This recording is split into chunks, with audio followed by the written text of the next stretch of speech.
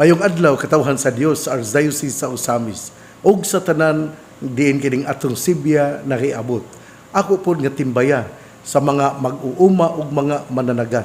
Ako pong timbaya sa mga katawhan nga mi kansang mga anak mi graduate karon dinha sa high school, sa senior high school, completers, ingon man usab sa mga dunay mi-graduate sa college. Busa akong congratulations sa inyong tanan. Alang sa Archdiocese sa Osamis, akong congratulations sa graduation sa St. Mary's Theologate nga gihimo niadtong Abril 8, miaging Miyerkules 2026 nga gipahigayon ni Obispo Edwin de la Peña, ang obispo sa Marawi. Ug nianang maong adlaw sa St. Mary's Theologate sa seminaryo adunay upat nga mi-graduate. Usa niya na taga Osamis mao si seminaryan Mark Ben Serino, usa sa Marawi si seminaryan Dennis Bornia, usa sa Pagadian si seminaryan Carl Campos, ug usa usab sa Cagayan de Oro si seminaryan John Franz Canoy. Usa ninyo, congratulations. Hinaot nga maordinahan sila pagkadiakono, unya maordinahan usab pagkapari. Ako pod nga pasalamat niadtong Pizza City, dugay na. Unom na kaadlaw ang milabay, akong pasalamat nila ni Dora Liagas ug ni Virgie dinha sa Lower Lipusong, Osamis City. Salamat kaayo ninyo tungod kay sila nakahimo gayon og bag-o nga kapilya dinha sa Lower Lipusong. Busa nila ni Dora Liagas og ni Virgie, salamat kaayo sa inyong pagkugi, sa inyong paghalad sa inyong kaugalingon, sa inyong pagbudlay alang sa balay sa atong Ginoo. Ug salamat usab kay ako mo yung gipangayo ang ilang lingkuranan kay kanabang nindot yun ba kay ako po nga magamit para kung ako muhimo sa mga ordinasyon. Busa sa diha nga gihatag na nila miabot diri na kunahuna pug ko nga akong manunggi ilugan sila, pero malipayon man sila nga mihatag niadtong maong lingkuranan. Busa ngadto ni Dora Liagas og ni Virgie og sa mga katawhan sa Lower Lipusong, Osamis City, Misamis Occidental, salamat sa inyong paghalad sa lingkuranan. Ako po di ay nga congratulations ngadto sa mga nagsaulog sa ilang presbyteral ordination anniversaries ngadto ni Archbishop Julius Tonel sa iyang ika-46 katuig sa pagkapari, ni Bishop Ber Cairmari sa iyang ika-30 katuig nga pagkapari, ngadto ni Father Enrico Montano sa iyang ika-43 katuig pagkapari. Ako ni siyang kauban, classmate didto sa Regional Major Seminary of Mindanao dito sa Davao. O ingon man usab akong congratulations ngadto ni Father Victor Serino nga gasaulog sa iyang Presbyteral Ordination Anniversary kagahapon, Abril 12, sa iyang ika-27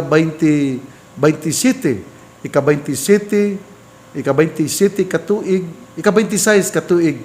ika-27 katuig sa iyang pagkapari. O ingon man usab akong belated birthday greetings niadtong Sabado, Abril 11, ngadto ni Mr. Ruben Cipres Sr. sa iyang ika-80 katuig sa pagkatao nining kalibutana. Busa belated birthday greetings ngadto ni Sir Ruben Cipres Sr. ug salamat kaayo sa imong pagdapit kanako nga mo apil sa maong kasaulugan. Usa salamat kaayo. Usbon ako ang birthday kagahapon ni Mr. Medardo Abella, Abril 12, ingman usab niadtong Sabado, birthday ni Mr. Ruben Cipres Sr. O akong usbon ako pagpasalamat ang taga Lower Lipusong, labi na gyud ni Virgie o ni Dora Liagas tungod sa ilang paghimo gayud sa bag-o nga kapilya. Akong gidedicate ang ilang bag-ong kapilya, ingman usab giconsecrate ang ilang altar, ug salamat kaayo sa inyong paghatag sa maanindot nga lingkuranan. Ako tani ingnon Manuel nga murag ipicturan pero aman makuan. Sige lang sa sunod na lang. Busa salamat kaayo. Og niadtong Pitsa 9, ako din pasalamat ni Father Darrell Rosales ug sa uban nga mga kaparian nga miduyog kanako nga miadto sa Kalilangan, Cold Spring, Daddy's Resort, Tubod, Lanao del Norte. Malipayon kayo ako, salamat kaayo. Usa ka to ka late celebration sa ako usab nga pagsaulog sa Presbyteral Ordination Anniversary natong Abril 7, 2026, ika-43 po nako katuig nga pagkapari. Busa salamat kaayo. O karong adlaw ako kagahapon di ay akong ipadayon di ay ang pag-ingon nga birthday po di ay natong Domingo kagahapon Domingo Abril 12 ngadto ni Father Alfredo Malalis. Busa ngadto ni Father Alfredo Malalis, belated happy birthday. O kagahapon Domingo Abril 12 mao usab ang death anniversary ni Reverendo Padre Eugenio Rodinas. Karong adlaw kagahapon pod piyesta sa Divine Mercy ug salamat kaayo ni Father Rolly Lagada ug ni Father Romel Rodinas. Mihimo ako sa misa didto, sa misa nako sa buntag diri sa cathedral ug pagkahapon alas 2:30 ngadto sa Jimenez ang ato nga Divine Mercy Shrine sa Archdiocese sa Osamis. Daghan kay mga tao, salamat kaayo o mapasalamaton ako tungod sa gipakita nila nga debosyon nga paghalad gayud sa pasalamat sa kapistahan sa Divine Mercy dinha sa parokya sa Jimenez ang ato nga Divine Mercy Shrine of the Divine Mercy. Karong adlaw ang atong ebanghelyo atong kutloon sumala sa ebanghelyo ni San Juan. May usa ka pangulo sa mga Hudiyo nga ginganlag Nicodemo nga usa ka sakop sa pundok sa mga Parisiyo. Usa ka gabi iniana miadto siya kang Hesus ug miingon kaniya, "Rabay, nasayod kami nga ikaw usa ka magtutudlo nga pinadala sa Dios. Walay makahimo sa mga milagro nga imong gipamuhat gawas kon ang Dios magauban kaniya." Si Hesus mitubag, "Sultihan ko ikaw, walay makakita sa gingharian sa Dios gawas kon siya mataw pag-usab." Unsa man pagkataw pag-usab sa katawo nga gulang na? Nangutana si Nicodemo. Dili niya mahimo ang pagsulod sa tiyan siyang inahan aron magpakataw pag-usab. Si Jesus mitubag, "Sultihan ko ikaw, walay makasulod sa gingharian sa Dios gawas kon mataw siya pinaagi sa tubig ug sa espiritu. Ang gianak sa tao, tao usab, ug ang gianak sa espiritu, espiritu usab. Ayaw ikahibulong ako nag-ingon kanimo nga kinahanglan magpakatao kamo pag-usab. Ang hangin mo huros, bisan asa kinibuot mo padulong, madungog mo ang paghuros niini. Apan wala ka mahibalo, diin kinigikan o asa kini padulong. Ingon usab niini ang tanan nga mataw pinaagi sa espiritu." Ebanghelyo sa tong Ginoo, daygon ikaw o Kristo. Mga igsoon, usbon ko, nindot yun kaayo nga doon natay debosyon sa Divine Mercy. Kagahapon, atong gisaulog ang kapistahan sa Divine Mercy. Sanglit, gilatid man sa ato nga mitaliwan nga Santo Papa, si Saint John Paul II, nga ato gayud nga sa ulugon ang kapistahan sa Divine Mercy human sa pagkabanhaw sa atong Ginoo. Sa ang permero nga Domingo human sa pagkabanhaw sa atong Ginoo, mao ang kapistahan sa Divine Mercy. Salamat kaayo nila dinhi sa Archdiocese sa Osamis, dinhi sa Cathedral, labi na gayud ni Baby Matias, ni Sir Cartaginas, ni Loloy Cartaginas. Salamat kaayo sa inyong makugihon nga pagpakita sa inyong debosyon sa Divine Mercy. Kaniadtong Sabado human sa Vigil for Peace, ang mga Divine Mercy naghimo sa prosesyon. O kagahapon Domingo miapil na usab sila sa misa agi o misa pasalamat sa kapistahan sa Divine Mercy busa sa pangulo sa leadership nila ni Baby Matias o ginguman usab ni Sir Loloy Cartaginas. Padayon kita og salamat sa inyong makugihon nga pagpang-alagad. Ang ato nga ebanghelyo karon manindot kaayo kay kini gapakita man sa usa ka sinsero ug matinud-anon nga pagpangutana aron siya makakat-on. Si Nicodemos, una sa tanan, kini si Nicodemos di ba ni ordinaryo nga tao. Si Nicodemos usa ka membro sa pundok sa mga Parisiyo. Sanglit siya membro sa pundok sa mga Parisiyo, aduna siya taas nga kaalam nga nabatunan. Pero sanglit bisan siya Parisiyo, pero siya usa ka sumusunod sa atong Ginoo. Mao na nga usa ka adlaw ni ana si Nicodemo miadto kang Hesus. Usa kadto ka gabi miadto siyang mingon, "Rabay, nasayod kami nga ikaw usa ka magtutudlo nga pinadala sa Dios. Walay makahimo sa mga milagro nga imong gihimo, gawas kon ang Dios magauban kaniya." Dinhi atong makita, atong madungog ug atong masabtan nga si Nicodemos mituo gayud nga si Hesus pinadala sa Dios, nga si Hesus Dios. Ug diha si Hesus mitubag kaniya, "Sultihan ko ikaw, walay makakita sa gingharian sa Dios gawas kun siya mataw pag-usab." Ug sa diha nga nadungog kini ni Nicodemo, mas nangutana pa gyud siya, unsa man pagpakatawo sa tao nga guwang na. Mubalik pa siya sa tuguangkan sa iyang inahan. Kung kita tingali ang gipangutana ni ana, makaingon gyud tingali ta, "Pastilan nimo, kainosente ba nimo?" Pero sa ako nang gikaingon, sincero, matinud-anon nga nangutana si Nicodemos.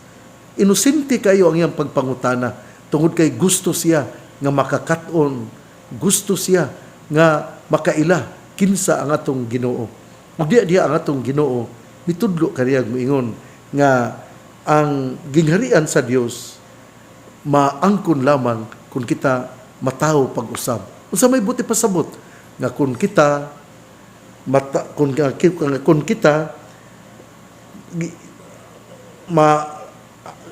walay makasulod sa gingharian sa Dios gawas kung mataw siya pinaagi sa tubig ug sa espiritu. Sa tupad ay kini duha ka sakramento ang gihisgutan dinhi, ang bahin sa bunyag, ang mataw pinaagi sa tubig ug pinaagi sa konfirmasyon, sacrament of confirmation, pinaagi sa Espiritu Santo. Dinhi ato ding masinati nga ang pagkataw pag-usab ang gihisgutan mao di ay ang bunyag din kita nahimong anak sa Dios. O dili lang kay kita nahimong anak sa Dios. Ang atong Ginoo misulti usab nga mataw pag-usab kung siya makadawat sa tubig ug maingon man usab sa Espiritu Santo. Sa ako nang gikaingon, kung ikaw makadawat sa tubig, gibunyagan ikaw, mao kana ang sakramento sa bunyag. Kung ikaw makadawat sa Espiritu Santo, mao kana ang sakramento sa confirmation. Ug dinhi murag ang panghuna-huna ni Nicodemos daw gihayagan sa atong Ginoo.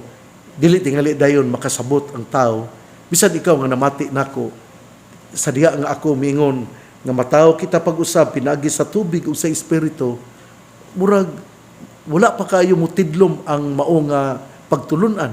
Pero sa dihang mingon ako, mataw kita pinagi sa tubig, diha sa bunyag, o pinaagi sa sakramento, sa konfirmasyon, pinaagi sa Espiritu Santo.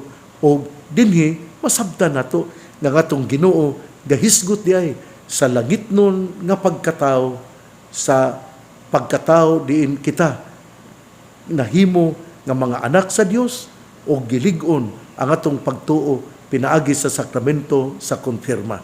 Hinautunta nga imo kining mahinumduman ang akong gisulti nga ang tao mataw pag-usab pinaagi sa bunyag, pinaagi usab sa paghatag sa Espiritu Santo nga mao ang Sacrament of Confirmation.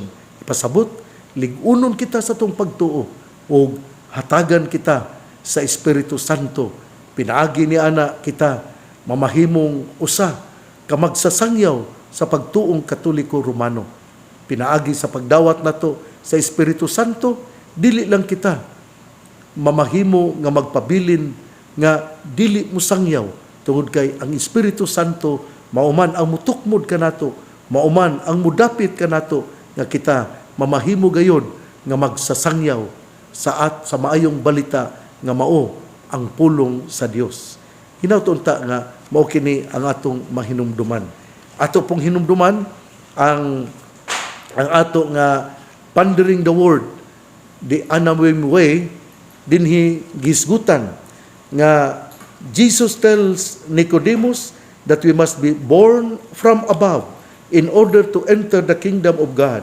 Nicodemus interprets the words born from above to mean born again, which strikes him as absurd. Clearly, it is impossible for a man to re-enter his mother's womb and be born again. Nicodemus may be a well-educated man and a good teacher, but Jesus is a teacher who has come from God. Jesus' teaching comes from heaven. He explains that he is not talking about natural birth, but supernatural birth, not from below, but from above. Not birth of our human mothers, but of water and spirit. This is the great gift we receive in the sacrament of baptism. Our new mother is the church, and the baptismal font is the new womb from which we are born to eternal life. Pagka nindot, no? Nindot kayo ni nga, ang bunyag day nga gisgutan, ang pagkatao pag-usab, mauli ay ang gitawag o kining pagkatao not from below, but from above. Not birth of our human mothers, but of water and spirit. And this is the great gift we receive in the sacrament of baptism. Pinagi sa tubig o pinagi usab sa Espiritu Santo sa sacrament of confirmation. Our new mother is the church. Kay pinaagi sa bunyag, kita nahimumang mga anak sa Dios ug sanglit ang simbahan mao gyud ang sacrament of salvation. Pinaagi sa simbahan mitumaw ang mga sakramento ug tungod kay anaa ang mga sakramento, anaa usab ang kaluwasan. Si Nicodemo gahuna-huna ra gyud og from below nga mo mataw pinaagi sa tawhanon nga pamaagi apan ang atong Ginoo adunay lain nga pangunahuna from above aron mahinumduman nga siya gikan sa langit nung amahan ug kita usab muuban kaniya sanglit siya miingon man kun asa ako atua usab kamo. Hinaot nga ato kining mahinumduman ang atong Ginoo sa diya nga siya miingon mataw pag-usab pinagi sa tubig ug sa espiritu ang iyang giunahuna ang iyang gihatagan o katin-awan ngadto ka Nicodemo mao nga ang tawhanon nga pamaagi dili kini mao ang iyang ipasabot kay iyang ipasabot mao man ang pagkatao from above pinaagi sa tubig ug sa Espiritu Santo. Hinaut nga ato kining mahinumduman. Igsuon ang mayong balita nga mong pulong ni Hesus ang ayang pamation, pamalandungan ug paningkamutan nga mapuy-an. Bulan ng tao nga namati sa pulong sa Ginoo sama sa isa kahoy nga gitanom daplin sa usa ka sapa kansang dahon dili gayud malaya. Tempo sa timbunga siya mamunga. Igsuon ugma na usab. Ako po di ay nga kung i-congratulate ugma ang Presbyteral Ordination Anniversary ni Reverendo Padre Sean Martin, ang kura paroko dinha sa Liluan, Bonifacio, Misamis Occidental sa Holy Cross Parish, Liluan. Usa siya kaparing Katoliko, usa kapari nga Kolombano. Busa ngadto ni Reverendo Padre Sean Martin, congratulations sa imong ika-52 nga pagka-pari sa Katoliko Romano. Congratulations, Father Sean Martin. Karon pong adlaw ay ako din mong dasigon nga kadtong wala wala tingali nakas kabukiran, naka dinha sa Katipunan, dinha sa Gala, dinha sa mga kabukiran sa Jimenez, mga kabukiran sa Aluran, labi na gyud kanang kabukiran dinha sa Don Victoriano. Kusog kaayo ang ato nga signal dinha, hinaot nga kamo makalugsong usab. Muari kamo diri sa ato nga kining Kuta Shrine, ato yun ni nga isulti sa tumahal nga Birhen Maria. O kung wala kita kasaulog sa kapistahan sa Divine Mercy, mudagkot kita kandila diri sa Kuta Shrine. Ang Kuta Shrine at bangayon kini sa Wellness Park, o sanglit kita magsaulog man, nagsaulog pa man sud sa usa ka tuig from January 27, 2026 hangtod sa January 27, 2027, usa ka tuig nga pagsaulog sa ato nga ika-75 ka tuig nga pagka-lokal nga simbahan. Busa ang ato nga Kuta Shrine atong gi-remodel. Pasalamat nato sa mga manggihatagon o hinaot nga doon na pay daghan nga mutabang kanato. Atong gi-remodel ang ato nga mga friends. Unya ato pong ibutang si Father Ducos dinha sa kining duol-duol dinha sa offense sa ato nga Kuta Shrine. Ako po ding hangyo nga ipahibalo ninyo nga aduna kitay moari ang mga kaobispuhan sa Pilipinas karong July 3 to 10. Busa atong pasalamatan ang pag-anhi unya sa mga kaobispuhan sa tibuok Pilipinas. Kung kamo makasaksi ang opening mass dinha sa cathedral mga July 3 alas 5 sa hapon, o daghan jud kay ng mga obispo, mga 90 ka obispo o 100 ba ka obispo. Mo na nga this is very rare in the event of the archdiocese where there will be almost 100 bishops. Mo na nga pasalamat yun ta sa atong Ginoo nga gigasahan kita o usa ka panghitabo din ang 132nd Plenary Assembly of the Bishops will be held here in the Archdiocese of Ozamis. Sa dili pa ako mutalikod, ako ding ipahibalo nga ang mga kaparian sa Archdiocese sa Ozamis muhimo sa presbyterium. Pero sa dili pa ang presbyterium, karong Petsa 14-15, sa Petsa 14, adunay himuon nga meeting ang Board of Temporalities o Board of Consultors, o ang maong meeting mahitabo kini ngadto sa Balyangaw. Ang presbyterium mahitabo dito sa Balyangaw karong Petsa 14 o 15. Busa ngadto ni Father Roger Taguran. Salamat kaayo sa imong pag-abi-abi sa ato nga mga kaparian. Salamat usab sa mga katawhan, mga matuohon sa parokya sa Our Lady of Mount Carmel nga kamo pagbisitahan sa mga kaparian sa Archdiocese sa Ozamis, sanglit ang meeting ana man buhaton dinha sa Our Lady of Mount Carmel Parish karong Abril 14 o 15. Busa salamat kayo Father Roger Taguran. Ako di ay nga timbaya sa usa ka mainiton nga pagkasaulugan sa iyang adlaw na tawhan ngadto ni Sir Robert Castro. Sir, happy birthday.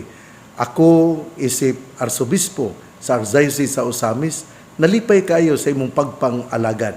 Congratulations o happy birthday, and may the Lord continue to bless you with good health and also the wisdom you need every day in your life. To Sir Castro, Robert Castro, happy birthday. nining adlawng Lunes, Abril 13, 2026. Mabuhay kayo, sir. Happy birthday.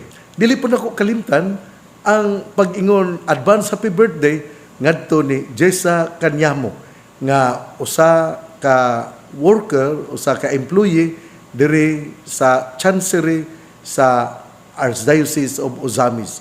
Busa ngadto ni Jessa Kanyamo, happy birthday in advance. Ang yang birthday ugma Abril 14. Padayon kita nga mag-inampuay ang pangaliya sa mahal nga Birhen Maria nga gisangpit sa mga misamisnon nga birhen sa kuta, ang Ginoo magapanalangin kanatong tanan. Sa ngalan samahan sa Anak ug sa Espiritu Santo. Amen. Usbon ko, mag-inampuay kita kay ang pag-ampo mauman ang muhatag kanatong kusog aron kita mupadayon sa atong panaw padulong sa gingharian sa atong amahan. God bless. Mabuhay tayong lahat.